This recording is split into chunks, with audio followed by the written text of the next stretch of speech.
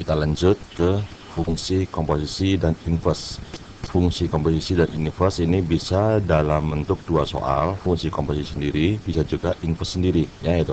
Tapi yang UN 2014 memang digabung fungsi komposisi dan di inverse dua-duanya. Jadi kalau dikerjakan memang ribet, ya. Nah, dan ini untuk fungsi komposisi sama inverse bisa dibilang tanpa rumus, tanpa teori, hanya ada ya mungkin teori sih itu. Jadi kalau bab fungsi komposisi dan inverse ini lebih kepada konsep dan proses, ya gitu. Nah, ini langsung ini ya, jadi yang ditanya adalah komposisi dan inverse. Nah, konsepnya aja ya itu. Untuk fungsi komposisi dan inverse, komposisi dulu aja.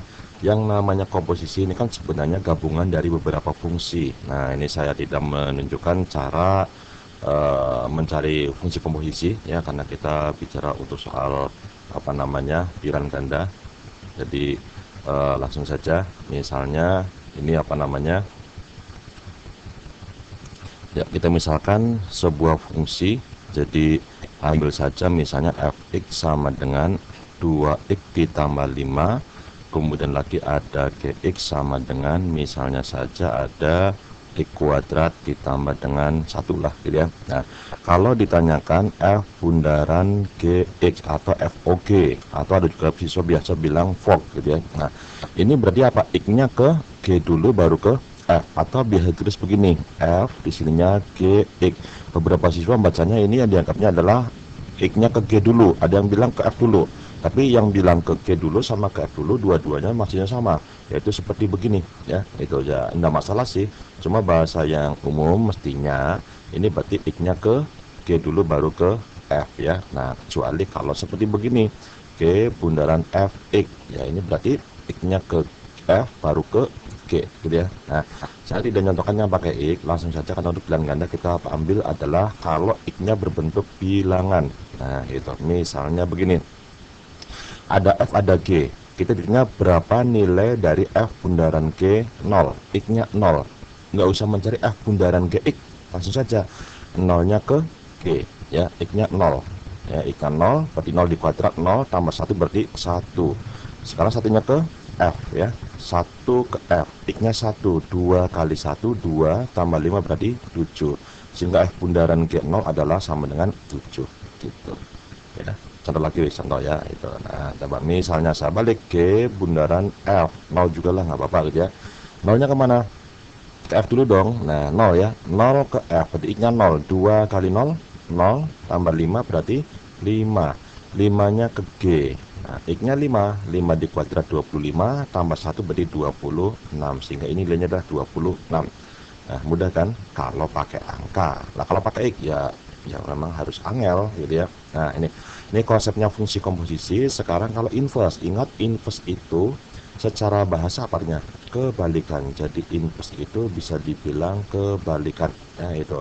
Ini kebalikan atau dibalik, kebalikan. Contoh, mungkin Bapak Ibu gurumu biasa menjelaskan begini, ada himpunan A, ada himpunan B. Kalau fungsi F itu dari F ke G, A ke B ya itu. Kalau F A ke B. Nah, kalau B ke A, nah ini namanya F inverse gitu ya.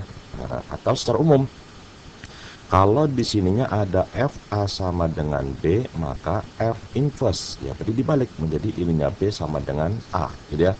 Atau bisa juga jika pakai grafik, pada fungsi ada A, B, maka jika grafiknya di inverse maka menjadi apa? Kurvanya menjadi B, A gitu ya. Nah, itu.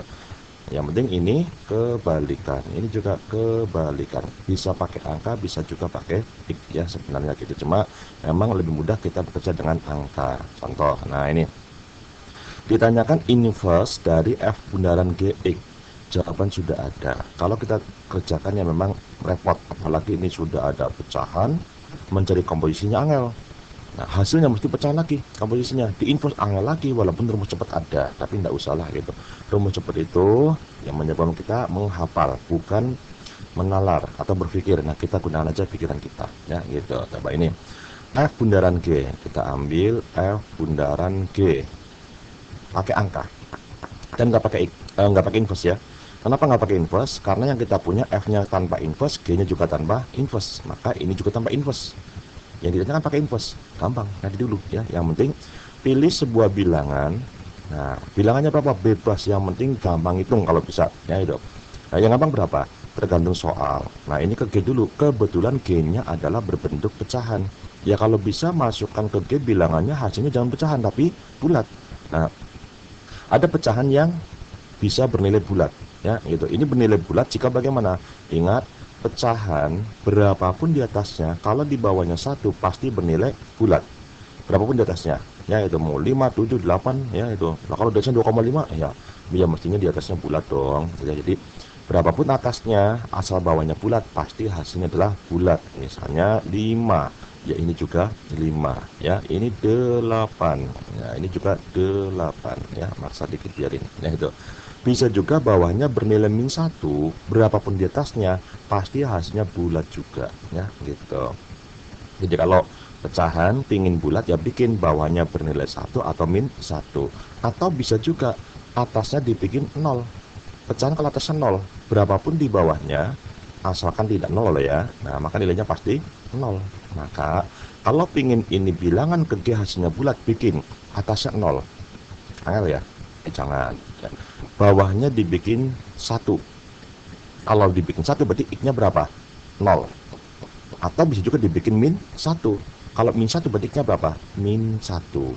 Ya kenapa? Kalau X-nya -1 kan -1 kali 2, -2 tambah 1 jadi -1. Pasti bulat ya. Kira-kira berarti apa? Bisa X-nya -1, bisa juga X-nya 0. 0 dulu apa -1 dulu? 0 dulu aja, ya gampang ya ini. Jadi siswa yang malas ngitung, ya itu boleh enggak masalah, ya itu 0. Coba kita hitung 0. 0-nya ke G, kan di bawahnya 0 tambah 1, 1. Hitung aja atasnya. 0 juga jadi -5. -5 ke F. X-nya -5. -5 kali 3 -15. -15 tambah 4 jadi -11 ya. Nah, sehingga ini berapa? Menjadi -11.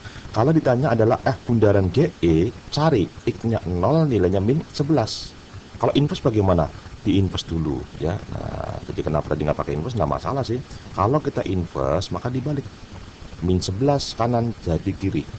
Yang kiri jadi kanan. Artinya karena yang diminta inverse dan jawaban sudah ada, kamu cari jawaban. Nah, ini kan pakai X. Atau ini pakai X ya, hasilnya ada X-nya ini harusnya ya. Ini salah ketik ini dari sononya ya. Nah, kan X-nya sama dengan berapa ini berarti -11. Hasilnya berapa? 0. Cari jawaban yang X-nya -11 nilainya adalah 0. Gitu ya. Nah, cuma yang namanya pecahan akan bernilai 0 jika bagaimana? Yang 0 yang atas apa yang bawah? Yang jelas nggak mungkin bawahnya 0. Berarti apa? Atasnya 0. Maka cari jawaban X-nya -11, atasnya 0. Atasnya ada dulu yang dihitung. Kalau atasnya 0 perlu dicurigai. Kalau nggak 0 nggak usah ya. Coba X-nya -11 nilainya 0. 0 enggak? Tidak ya, karena min. Ingat 0 itu kalau min dan plus, berarti ini tidak mungkin ya. Itu min tidak mungkin 0, nggak usah dihitung. Min juga enggak usah dihitung. Min plus siapa tahu boleh dicek. -11 tambah 11 0 ya, karena minus dan plusnya sama ya, itu 0, lewat dulu aja. Min plus perlu dicurigai, tapi minusnya 11 plusnya 14 beda ya, tidak 0. Udah, jawabannya adalah D gitu ya. Nah, lumayan bisa paham. Nah, kalau kurang paham silakan lihat pada pembahasan paket yang lainnya yang soal sama nomor sama berarti gitu ya. Itu dulu.